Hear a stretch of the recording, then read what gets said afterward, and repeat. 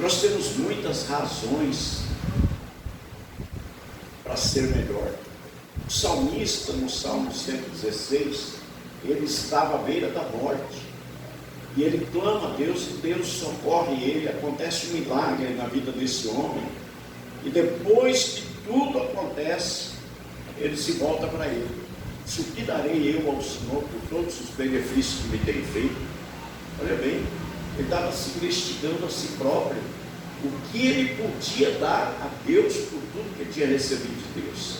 Então, que esse culto de hoje, amados, seja um culto que motive cada um de nós a pensarmos de forma que nós possamos ser melhor.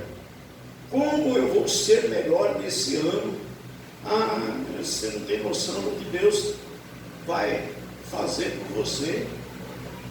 Deus não faz as coisas por nós, para nós, por méritos, irmãos. Se eu me esforçar mais, Deus vai fazer mais. Não, isso aí é a lei, para quem vive na lei, né? A lei de Moisés era lei. Então, para quem vive na lei, lá no Velho Testamento, nós estamos na graça, é o favor imerecível. Ninguém recebe por é digno do merecimento. Tipo assim, eu estou fazendo, Deus tem que me abençoar. Jamais.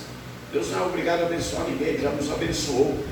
Diz Efésios capítulo 1: com toda sorte de bênçãos espirituais nos lugares celestiais em Cristo Jesus. Ele já nos abençoou, a cruz está vazia, nós já fomos abençoados. O abençoador está aqui, está na tua vida através do Espírito Santo.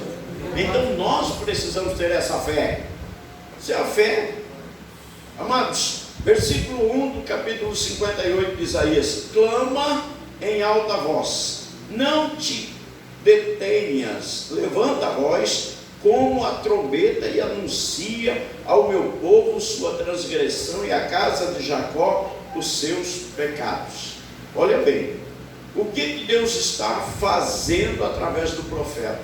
Está confrontando a nação, porque se a nação fizesse um concerto com Deus, Deus então vai depois mostrar as promessas. Agora, primeiro eu tomo lá, eu dou a Deus a minha vida, eu dou a Deus, eu deixo que Ele dirija e governe o meu caminho através do conhecimento e do entendimento da palavra. Então primeiro eu vou a Deus, e aí depois eu recebo de Deus as promessas de Deus. Versículo 1: ouçam isto, povo, meu povo, diz Deus, vocês que se orgulham de ser Israel. Nós somos Israel de Deus por Jesus Cristo. Adão é filho de Deus por criação. Deus manipulou o barro e soprou nas narinas daquele boneco de barro o fôlego da vida. Adão, o homem feito por Deus. Jesus é a geração de Deus. Jesus foi gerado em Maria por obra do Espírito Santo. Quando o anjo anunciou a Maria que ela ficaria grávida, daria à luz a um filho, e ela gera um filho e coloca o nome que o anjo lhe disse, que era Emanuel, traduzido é Deus conosco. Então Jesus é obra de Deus por geração, e nós somos filhos de Deus por adoção. Jesus é o filho da geração, Adão é o filho da criação, e nós somos o filho de adoção. Através de Jesus Cristo nós somos recebidos, adotados por Deus, perdoados, lavados no sangue de Jesus, recebemos perdão dos nossos pecados, e então agora nós temos as promessas de Deus, mais de 8.200 promessas na Bíblia para nós, por causa de nos tornarmos filhos do Deus Todo-Poderoso. Agora, essas 8.200 promessas, se você dividir elas, 8.200 por 24 horas, você tem a cada 3 minutos uma promessa de Deus para a sua vida. E eu acredito que nessa hora você está parado pensando assim: mas eu não sei nenhuma promessa. Que promessa é essa? Leia a Bíblia. Não tem como saber se eu não estiver lendo. Eu poderia citar 10 aqui rapidinho, mas não vou entrar nesse ponto, porque agora eu vou me perder se eu fizer isso. Olha só: ouçam, meu povo, vocês que se orgulham de ser Israel. Somos ou não somos? Claro que somos. porque em Cristo Jesus nós somos o Israel de Deus, não é méritos nossos. Nós temos hoje a natureza de Deus em nós por Jesus Cristo. Ele diz: príncipe com Deus, vocês que juram, e hoje não podemos mais jurar, tá? Isso era no passado. Vocês que juram no nome do Senhor e prometem obediência ao Deus de Israel, mas não cumprem sua promessa. Quantas coisas você prometeu ano passado? Diz: não, esse ano eu vou ser um filho melhor, esse ano eu vou ler mais a Bíblia, esse ano eu vou dizimar, eu vou ofertar o ano inteiro, esse ano eu vou orar mais, esse ano eu vou buscar mais a Deus. Só foi na promessa. No caso, o juramento é a promessa, é aquilo que você diz: não, vou fazer. Talvez hoje aqui você fez um concerto com Deus. Você é mais frequente na igreja durante esse ano. Vou aprender mais. Igreja é escola, irmão, vocês estão aqui aprendendo. Já ensinei várias coisas aqui essa noite. E depois, o que acontece? Parece que é muita coisa para guardar na cabeça, mas você tem que confiar na promessa de Deus para nós. O Espírito de Deus nos fará lembrar de tudo aquilo que Ele tem ensinado. Então, o Espírito de Deus pela minha vida te ensina nessa noite. Depois Ele te lembra a hora que você precisa. Então, nós estamos na escola de Deus. Aqui nós somos preparados primeiro para o céu e depois para uma vida de vitória. Porque ninguém que vive a palavra e vive em Deus é derrotado. Senão eu seria o primeiro a não estar nesse lugar. Nós são 34 anos. 34 anos servindo a Deus. Eu não juntei bens na vida. Eu não tenho coisas materiais. Vocês sabem a origem de tudo que eu tenho. A minha vida, eu não tenho uma casa própria, eu tenho um carro que eu ganhei. Vocês conhecem a minha vida. Agora, presta atenção. O primeiro a não estar aqui deveria ser eu, então. Agora, por que é que eu estou aqui? Porque além de eu ter esse pai, eu ser esse filho, Ele tem cuidado de mim, Ele tem zelado das minhas necessidades, da minha família, do meu trabalho. É um trabalho de sucesso. De uma igreja pequena nós fundamos mais 4. Se juntarmos hoje todo o povo, não cabe dentro dessa igreja aqui nem 2 cultos, porque nós não temos 300 lugares aqui, nem 150 para fazer 2 cultos, se juntássemos todo mundo num lugar só hoje.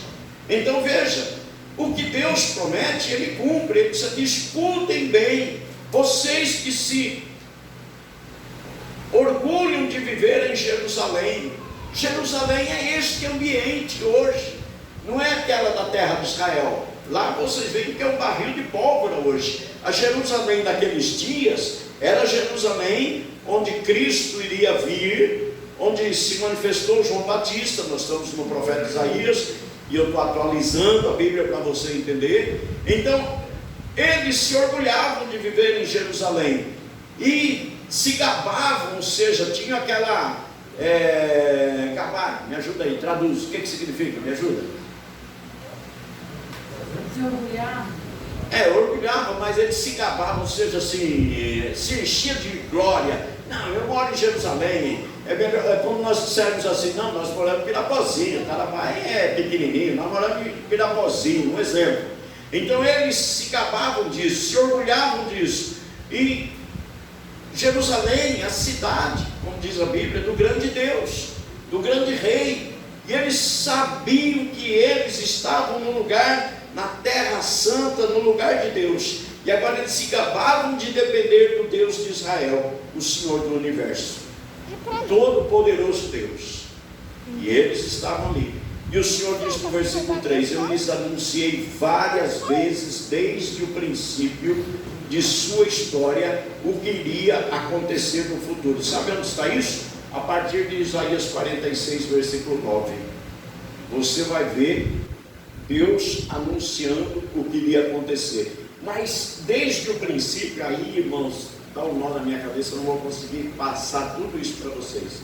Todos os nomes que estão na genealogia de Abraão têm um significado. Eu vou trazer isso para vocês. Vou ver se eu trago isso domingo para vocês. A genealogia de Adão, todos os nomes têm um significado e termina em Jesus na cruz. Então, quando ele está dizendo aqui, olha, desde o princípio eu vos anunciei, desde o princípio de sua história, o que iria acontecer no futuro, anunciei, e pouco tempo depois eu mesmo realizei o que havia anunciado. Na geração de Adão, nos nomes, que todo nome no hebraico tem um significado, por exemplo, Isaías é o Senhor salva. Você vê isso todo certinho, você não está falando aqui na informação. Por exemplo, o nome Isaías. Então, toda geração vai terminar dizendo que Jesus, o Salvador, viria a este mundo. E veio ou não veio? Por isso que Deus está fazendo o povo de Israel se lembrar, desde o princípio eu vos anunciei o que iria acontecer. Então, irmãos, Isaías, o Senhor salva. Olha bem, nós precisamos nos atentar que Deus, Ele é fiel, Ele é verdadeiro, Ele anuncia antes, Ele avisa antes e depois Ele traz para a realidade dos nossos dias, como trouxe também para a realidade dos dias de Israel. Por 750 anos, Deus começou, antes de Jesus, começou a avisar o que Ele iria fazer, porque o povo estava rebelde, desobediente a Ele. No ano 586, Deus começa a cumprir as profecias de Isaías, de Jeremias e outros profetas, trazendo castigo sobre Jerusalém e avisando que Ele traria um Salvador. Está lá em Gênesis 15, Deus fala para Adão, para Eva, Deus sentencia Eva, que a mulher teria parto com dor, que a terra, sentencia a terra, que a terra daria, produziria espinhos, e da semente da mulher, do ventre da mulher, Gênesis 3,15, Deus levantaria um que esmagaria a cabeça da serpente. A serpente é o diabo. E aí Deus levanta Jesus Cristo do ventre de Maria para ser o nosso Salvador, aquele que perdoa os pecados. Então estou dizendo tudo isso para tentar convencer você de que o melhor para a sua vida é você crer na palavra, viver a palavra, aplicar a palavra na sua vida, porque desde que Deus avisou, Ele foi cumprindo. E olha que Ele vem dizer: eu lhes anunciei várias vezes, desde o princípio. Eu vou trazer isso domingo para vocês, nem que eu não prego, mas eu vou jogar aqui no Data Show, para que vocês possam entender isso, o significado dos nomes da geração de Adão estão, o conteúdo dos significados é a salvação nossa em Jesus Cristo. Então, olha, o que iria acontecer no futuro, esse futuro, muitos anos depois, vai sendo concretizado. Então hoje você pensa que Jesus não vai voltar.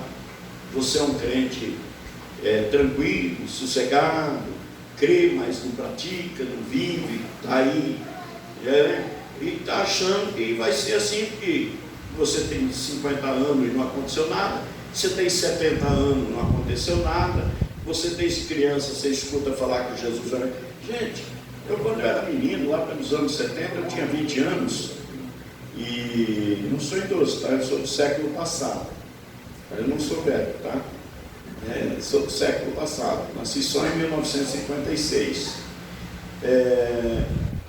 daqui a pouco vou fazer 100 anos. Obrigado, alguém concordou aí, gostou, né?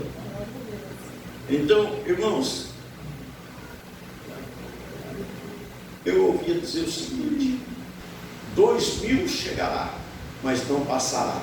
Já tinha fake news naquele tempo, 30 anos antes do ano 2000, 20 anos antes do ano 2000. Vocês não têm noção, quando foi se aproximando do ano 2000, teve um profeta aí, maluco aí do Paraná, deixa eu lá, ele profetizou que Jesus viria no ano 2000, preparou o povo ofertou, ele precisava comprar um helicóptero, porque, para que ele precisava comprar um helicóptero se Jesus ia vir?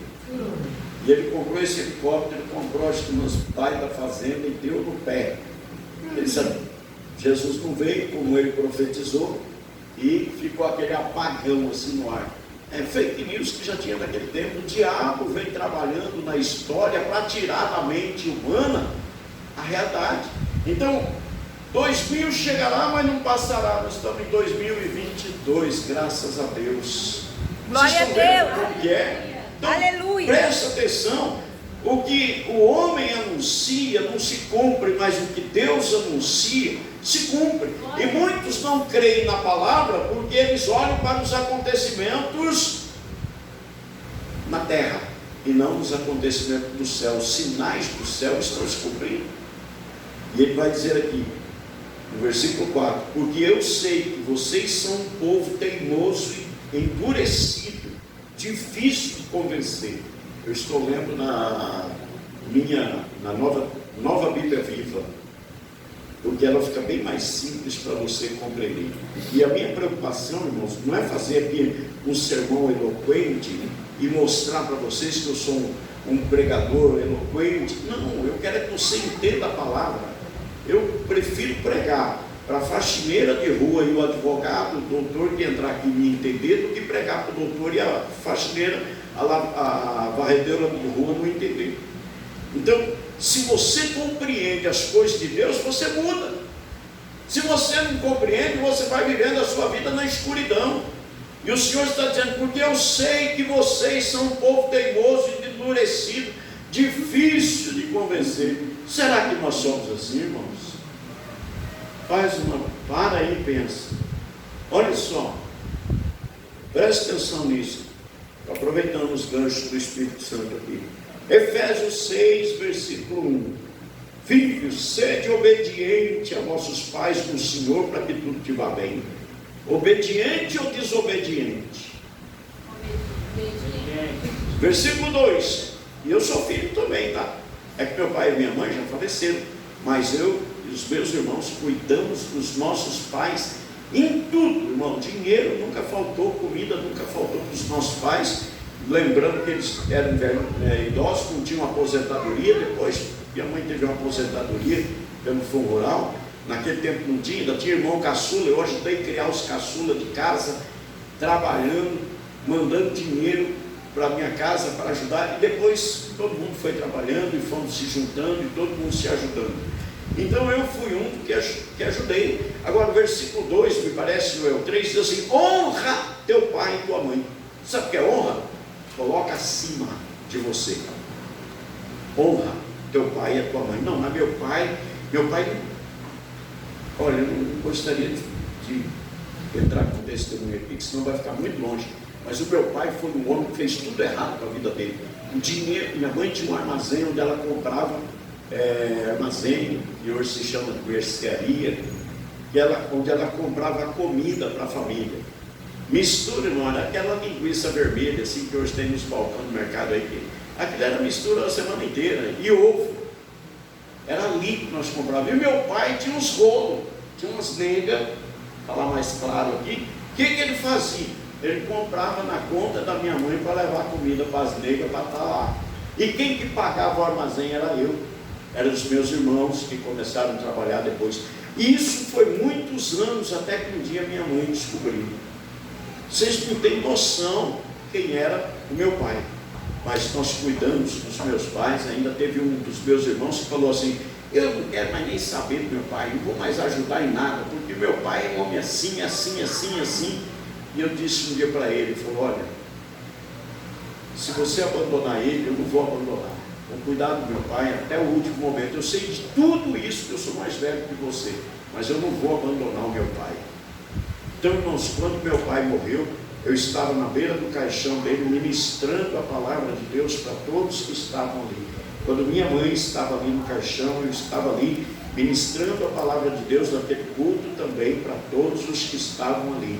E muitos estavam chorando, de irmãs minhas agoniadas, porque elas foram teimosas, Então, o que Deus está falando conosco nessa noite? Deus quer consertar alguma coisa errada na tua vida hoje, porque Ele tem coisas para fazer esse ano na tua vida, e Deus tem pressa. Enquanto você estiver nessa terra, Ele quer te abençoar. Ele abençoando você, você vai ser mais feliz, você vai ter mais prazer e mais alegria na sua vida com Deus. Porque eu sei que vocês são teimosos e endurecidos, difícil de convencer. Olha, Deus estava falando através do profeta para o seu povo. Será que por acaso não tem uma mula, não é aquela que falou com Balaão, é essa aqui falando com você hoje, que você precisa mudar de vida, que você também tem sido desobediente, não tem vivido a palavra de Deus, não tem se aplicado em estabelecer com Deus um relacionamento pela palavra. Você já estabeleceu com Deus um relacionamento por Cristo, você entregou a sua vida para Jesus, mas você, em relação aos últimos anos, o que aconteceu na tua vida que você pode dizer hoje: eu sou muito melhor do que aquilo que eu já fui? Pastor Leopoldo, louvado seja Deus, você está no lugar certo, você está fazendo a coisa certa. Pastor, eu sei que eu tenho errado muito. Para de errar. Pastor, eu sei que eu estou falhando. Para de falhar. Pastor, mas tem jeito para mim? Claro que tem. A Bíblia diz: se confessares os teus pecados ao Senhor, Ele é fiel e justo para te perdoar de todos os pecados e te purificar de toda a injustiça deste mundo. Glória a Deus. Então nós precisamos reconhecer onde nós precisamos mudar e fazer um acerto com Deus, porque esse ano Deus quer te abençoar. Você não está aqui só para vir na igreja, perder tempo, desanimar e não ir na igreja, desanimar na sua vida de oração, porque parece que você ora e não acontece, mas às vezes você só ora pedindo, então você não entrega você para Deus. Entrega você para Deus. Faz de você um pacote e põe na mão do Senhor. Fala: Senhor, olha, me conduz para a eternidade, para o teu caminho. Eu quero ser diferente. Espírito Santo, fala comigo, muda. Se eu sou teimoso, Senhor, quebra a minha vida. Olha o salmista Davi. Tem aquele cântico que às vezes a gente canta na igreja: eu quero ser, Senhor amado, como um vaso nas mãos do oleiro. Vamos esquecer o vaso? Vamos pensar, o celular está na minha mão, faço dele o que eu quero. Agora vamos: quebra minha vida, vai doer, e me faça de novo. Você vai ser melhor. Eu quero ser, eu quero ser, eu quero ser o quê? Um vaso novo. Você acha que do jeito que você está bom? Você não vai mudar, porque o tá bom é inimigo do melhor. O tá bom é assim: eu já sei, tá bom é inimigo do melhor. A tua vida vai ser a mesma este ano, as lutas serão as mesmas ou até maiores, e você vai terminar o ano talvez do jeito que você terminou o ano passado. É a escolha que nós devemos fazer. A decisão é minha, a escolha é minha, eu faço o que eu quero. Deus não brinca, irmãos. Eu sou de um tempo, porque eu sou do século passado, embora eu seja jovem ainda, eu sou de um tempo que o pessoal diz assim: quando Deus pegar ele, pesar a mão nele, porque Deus vai pesar a mão. Era o Deus carrasco, era o Deus do terror. Eu vou, porque senão Deus vai pesar a mão. Quando Deus irmãos, parece que Deus é um velho barbudo, carrancudo lá no céu, com um chicote na mão, olhando para baixo e pensando em quem ele vai dar uma lapada. Quem é que pecou aqui? Os teus pecados ou os meus pecados? As consequências somos nós que vamos arder com ela. Deus não está lá olhando para baixo para chicotear. Claro que não. As coisas não acontecem por causa da dureza dos nossos corações, porque eu sei que vocês são um povo teimoso, endurecido e difícil de convencer. Olha, Deus estava querendo convencer Israel a estar mais perto, mais próximo de Deus. Olha o versículo 5: foi por isso que eu avisei a vocês sobre os fatos do futuro. Começou lá no início, em Adão, e avisou sobre o futuro. muito antes deles acontecerem. Assim vocês não... E olha aqui, pega Lucas capítulo 24, e vocês vão ver as promessas de Deus para os fins dos tempos, os avisos. E ele está dizendo, quando vocês verem acontecer essas coisas, ainda não é o fim, mas o fim está próximo.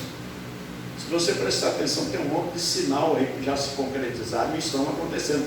Gente, o negócio está indo numa velocidade tão grande para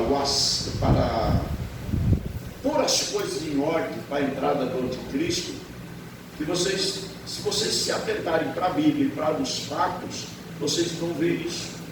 Olha, tem coisa, eu vou botar um vídeo aí essa semana, eu depois falei, acho que o pessoal nem olha isso. O camarada está falando sobre a nova ordem mundial. Vocês, não sei quantos aqui viram, eu coloquei isso até no grupo da igreja, o discurso do presidente da Rússia lá, o Putin. Pensa ele chapuletando os partidos de esquerda e aqueles que são contra a vacina e um monte de coisa, dizendo que vocês mataram milhares e milhões de pessoas em todo o mundo, pensando que da forma que vocês estão agindo, vocês vão ser senhor do mundo. O próprio presidente de um país comunista. Agora, eu não sei se ele tem outro propósito com isso, se é uma declaração dúbia, ou se ele verdadeiramente está falando a verdade. Mas vamos pensar que ele esteja falando a verdade, porque ele está abrindo os olhos dos outros, pelo menos. Então, irmãos, assim vocês não poderiam dizer, olha, Deus diz, eu avisei a vocês sobre os fatos futuros, antes que acontecessem. Assim vocês não poderiam dizer, foi o meu ídolo quem fez tudo isso, a imagem que eu fiz é que me mandou todas essas coisas que aconteceram. Ou seja, ninguém pode atribuir um ídolo. Pastor, mas eu não creio em imagem, na minha casa não tem imagem, eu não tenho imagem. Mas você já leu em Colossenses, eu ministrei aqui esse dia, talvez você não estava, que o dinheiro também é um ídolo. Você está tão focado no dinheiro que se eu tiver dinheiro eu compro, se eu tiver dinheiro eu faço, eu fiz isso porque eu tinha dinheiro. Essa é uma mente miserável, pobre, iníqua, igual a mente daqueles outros que estão lá. Se eu tiver dinheiro eu faço, se eu tiver dinheiro isso, se eu tiver dinheiro, e eu fiz isso porque eu tinha dinheiro. E o apóstolo Paulo diz, o amor ao dinheiro é a raiz de todos os males. Talvez você vive uma vida miserável dentro de você, um vazio, a tua alma vazia por causa do dinheiro. E se você morrer, o dinheiro não vai te acompanhar para a eternidade. Então é isso que nós precisamos analisar. Hoje, Deus está falando conosco, não vocês pensam. Eu passei a tarde remoendo, até deitei, dei um cochilo e acordei remoendo essa mensagem. E pedindo a Deus me ajuda para que eu seja uma pessoa mansa na hora de transmitir. Porque é como se eu estivesse olhando para os teimosos, para os rebeldes, e dizendo assim, eu tenho que consertar. Mas não sou eu que conserto a vida de ninguém. Eu não sou polícia para policiar a vida dos outros, eu não sou fiscal para fiscalizar a vida de vocês. O meu papel é instruí-los diante de uma direção do Espírito Santo, para que você seja convencido pelo Espírito de Deus, pela palavra de Deus, que você tem que mudar. Se você não mudar, o teu fim é sofrimento. Esse ano vai ser um ano de derrota se você não mudar. A vida espiritual, irmãos, ela é muito interessante. Você não sobe num patamar e diz assim, bom, agora está bom, vou ficar. Não tem jeito. Quando você parar um pouco de ler, um pouco de orar, você desceu. Você pode ver que alguma diferença você vai sentir de uma semana para outra. E se você insistir em deixar a tua vida espiritual de oração, a tua vida de estudo da palavra, por mais uns dias você percebe que você desce mais, e você começa a se sentir fraco, apático, desanimado, sem vontade de ir à igreja, sem vontade de vir à igreja, de buscar a Deus, de lutar por você mesmo. Quanto tempo faz que você não faz um jejum? Todo crente forte jejua, todo crente fraco não jejua. Todo crente forte ele não usa mentira para justificar alguma coisa. Todo crente fraco é mentiroso. Mente para fazer negócio, mente para ganhar dinheiro, mente para convencer os outros de que ele está certo e os outros estão errados. Nós precisamos pensar o que é que nós estamos fazendo com a nossa vida. A Bíblia diz que o pó volta ao pó, vai lá para o cemitério, e o espírito volta a Deus que o deu. É verdade, mas e a alma que precisa de conversão, precisa de arrependimento, precisa de mudança de vida? Irmãos, eu gosto muito desse texto aqui do Salmo 51. Deixa eu ver se eu acho ele aqui rapidão. Olha bem esse texto que o Senhor diz para nós: cria em mim, o salmista Davi dizendo, cria em mim, ó Deus, um coração puro, irmãos, um coração limpo, um coração que não tem pensamentos maus, que não pensa mal dos outros, que não almeja o pecado, que não está voltado para as coisas pecaminosas, e renova em mim um espírito reto. Sabe o que é o espírito reto? Inabalável. Eu tenho uma fé, e essa fé que eu tenho, ninguém me move dessa posição. Eu estou baseado na palavra de Deus, confio em Cristo, o Espírito de Deus está na minha vida, o meu coração, a minha mente é inabalável, nada vai me tirar do foco. Glória a Deus. E qual é o teu foco? É o céu, louvado seja Deus. Olha só, é o Salmo 51, versículo 10. Olha bem, um espírito reto, pensamentos e desejos, um coração puro, pensamentos e desejos limpos e sinceros. Desejos e pensamentos limpos e sinceros. Aí versículo 17. Os sacrifícios para Deus são o espírito quebrantado. Aleluia! Ou seja, quebrantado, moído. E um coração quebrantado, contrito, não desprezarás, ó Deus. Ou seja, uma pessoa que dentro dela, no seu íntimo, na sua alma, ela está quebrada, se arrependendo dos seus pecados, se humilhando diante de Deus, buscando Deus para fortalecê-la, para se encher dele, entendendo que é um pobre, miserável, pecador. Davi disse isso. E era o rei de Israel, e era um homem poderosíssimo, mega milionário, era mais, acho que o Bill Gates dos dias atuais, falando um homem mais rico, tem uns caras mais ricos do que ele hoje. Então o Davi era esse cara, e disse, olha, pobre, miserável que sou. E aqui, irmãos, um coração quebrantado, um espírito contrito, não desprezarás, ó Deus. Ou seja, quando eu olho para dentro de mim, naquele momento que eu com Deus, lendo a palavra, orando, e digo, Deus, olha para esse miserável que eu estou vendo. Olha o apóstolo Paulo dizendo, o bem que eu quero, eu não faço, mas o mal que eu não quero, isso eu faço. Sabe, é um camarada que está voltado para Deus. Agora, às vezes, Senhor, o bem que eu quero, não faço, mas o mal que eu quero, isso faz. Mas como é que está a tua vida? O apóstolo Paulo era um homem voltado para Deus, vivia com Deus, respirava a Deus, plantava igrejas e pregava o evangelho para todo lado. E a gente, como é que a gente está vivendo?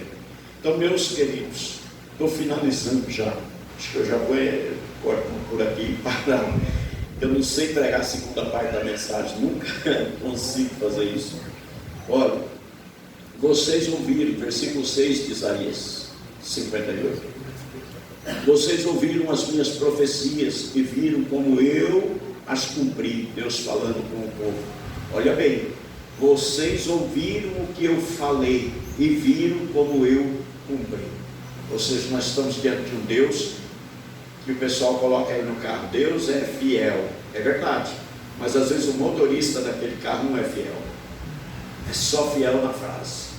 Então nós temos um Deus que cumpre, tanto cumpre promessa para julgamento, para castigo, como cumpre também em abençoar os que se voltam para ele. Será que vocês teimam em não admitir que isso é verdade? Pois agora eu lhes anunciarei coisas novas. Deus estava falando agora que ele ia trazer coisas novas, segredos que vocês ainda não conhecem, coisas que estavam ocultas ao entendimento e ao conhecimento humano. Talvez a mensagem de hoje pode ter sido até um tempo oculta para você, as coisas que eu fui ensinando vocês aqui. E meus irmãos, eu ensino para vocês aquilo que eu tenho que viver, aquilo que eu tenho que praticar. Eu prego diante da minha esposa, minha filha está ali, ora está uns netos, ora tem um gênero, eu prego diante da minha família. E eu não posso ser diferente daquilo que eu ensino para vocês. Eu estou 22 anos no mesmo lugar ensinando e vivendo, ensinando e vivendo. Não adianta você ensinar se você não vive. Não adianta você pregar se você não pratica. Você quer consertar os outros, mas você mesmo não se conserta. Então nós temos que primeiro nos esforçar para viver, ser exemplo em tudo. Elas são totalmente novas, coisas que Deus estava dizendo. Coisas das quais vocês nunca ouviram. Assim vocês não poderão dizer mais. Já sabíamos disso há muito tempo. Eu não as contei antes porque sabia que vocês não iam acreditar em mim. Deus dizendo, sabia que tem gente que duvida da palavra de Deus? É isso que Deus está dizendo. E nos dias atuais é assim. Vai pregar ali na praça, vai pregar nas lojas, no comércio, na rua. O povo vai dar risada de você, vai zombar de você, vai tirar a tua cara. Sabe por quê? Porque também são rebeldes, desobedientes, teimosos, como Deus já falou conosco aqui nessa noite. Olha, eu não as contei antes porque sabia que vocês não iam acreditar em mim e continuariam a me trair com os seus ídolos. Eu já ensinei que o ídolo não precisa ser exatamente uma imagem. Pode ser as coisas que você confia que te dá segurança nessa terra.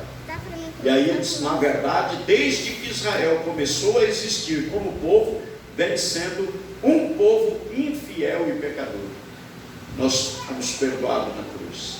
A Bíblia diz que nós fomos lavados no sangue de Cristo e nos tornamos mais brancos, mais alvos do que a neve.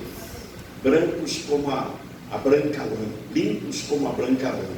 Olha, mas para não manchar o meu nome, olha bem o que Deus está dizendo. O seu povo infiel e pecador, mas para não manchar o meu nome e para defender a minha honra, eu vou adiar o castigo e não vou acabar com vocês na minha ira. Olha o que Deus vai fazer agora. Ele vai levantar o Salvador 700 anos depois, Jesus, porque ele disse, eu não quero consumir vocês, eu vou protelar, hoje tem uma palavra que muitos usam aí, né? Procrastinar. Eu vou adiar o castigo. Não vou acabar com vocês na minha ira. Sabe o que é isso? Deus estava furioso com Israel. Pastor, mas Deus tem razão para isso? Pensa comigo. 70 pessoas entram no Egito, moram no Egito. Deus levanta Moisés, tira eles do Egito, atravessa o deserto, não vou entrar nos pormenores, atravessa o Jordão com eles, acaba com os povos daquelas terras, coloca o povo na terra e diz, olha, vocês não me desobedeçam, não saiam da minha lei, não mudem, observem a minha lei. Daí a pouco o povo estava tudo perdido no pecado. E olha Deus, eu fiz vocês passarem pelo fogo do sofrimento para deixá-los puros. Muitas vezes, viu? Tu vai passar no fogo do sofrimento porque Deus quer purificar você. Ele quer limpar você. Ele quer fazer de você uma pessoa limpa para habitar eternamente com Ele. Ele dizendo para Israel, eu vos fiz passar pelo fogo do sofrimento, dizendo para nós hoje, para deixá-los puros, mas não consegui trata alguma com isso.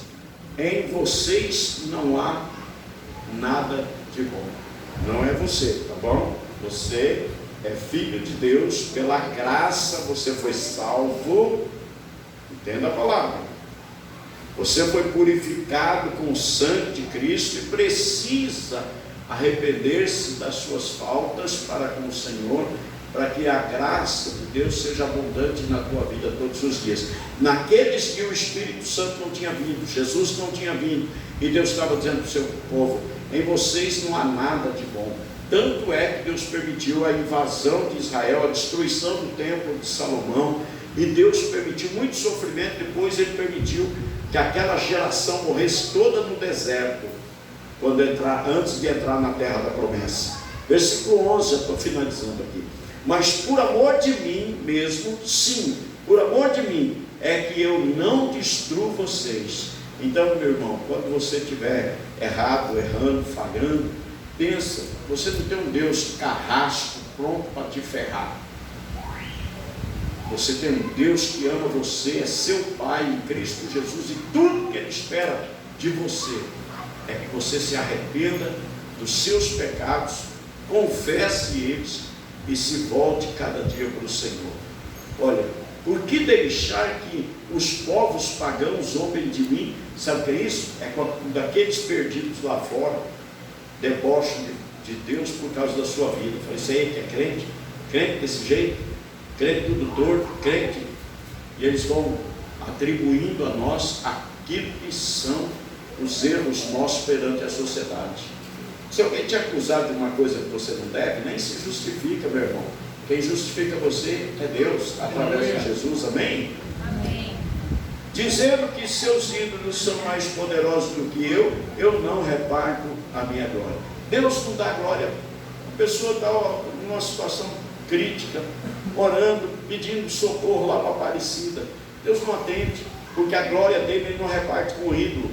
A pessoa, meu Deus, tem misericórdia, Nossa Senhora, lembra de mim, Deus, para com isso. Deus nem vai atender, porque Ele não mistura as coisas. Ou é Ele o Senhor, ou é a Ele que clamamos, ou então não vamos receber dele nada. Por isso que a implicância de Deus com o ídolo, que o ídolo não é nada. Tem boca, mas não fala, mãos, mas não apalpa, olhos, mas não vê, pés, mas não anda, som nenhum sai da sua garganta. O ídolo é um Deus morto. Escutem o que eu digo. Vocês que são meu povo de Israel, os meus escolhidos, olha só, imagina Deus sentado aqui falando isso para vocês. Veja as coisas assim, pense sobre a palavra. Deus dizendo, escutem, o que eu digo. Vocês que são meu povo de Israel, os meus escolhidos. Pastor, será que eu sou mesmo? João capítulo 15, versículo 16. Não foi vocês que escolheram a mim, mas eu vos escolhi a vós, para que vades e deis fruto e o vosso fruto permaneça. Não foi você que escolheu ser cristão, Deus escolheu você.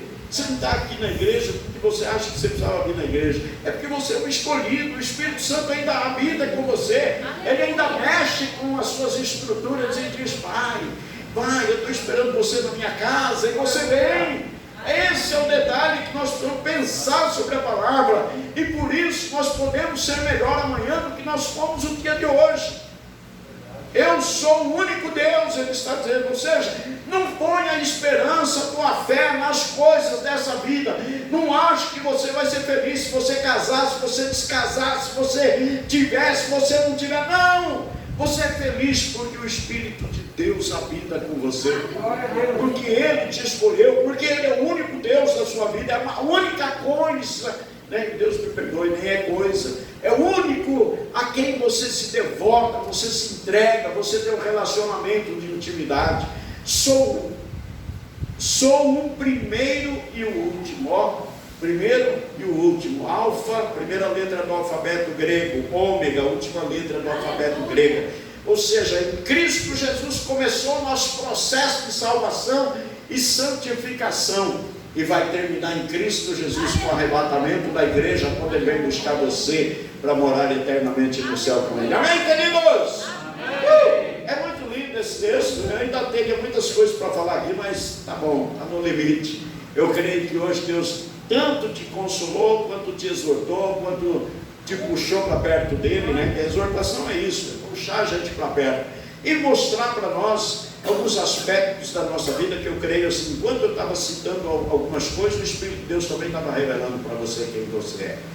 Nós precisamos entender que ele entra como uma radiografia, que a gente encosta naquele aparelho, e ele mostra como estamos por dentro. O Espírito Santo faz isso conosco. Amém, amados? Amém. Que Deus te abençoe, que este ano seja um ano abundante na sua vida, das boas coisas do céu, e que você seja mais abundante em Deus, você esteja mais presente no céu, diante de Deus, com a sua fé. É pela fé que nós chegamos lá. E Hebreus 11 diz que a fé é o firme fundamento das coisas que se esperam e a certeza daquilo que não se vê. Está esperando coisas boas? Glória a Deus, tua fé é positiva. está com medo de coisas ruins, a fé negativa também é fé. Amém? Então está aqui o meu conselho para vocês, meu não, creio eu, do Espírito de Deus, para que a gente possa sair daqui melhor do que chegamos. Irmãos, amanhã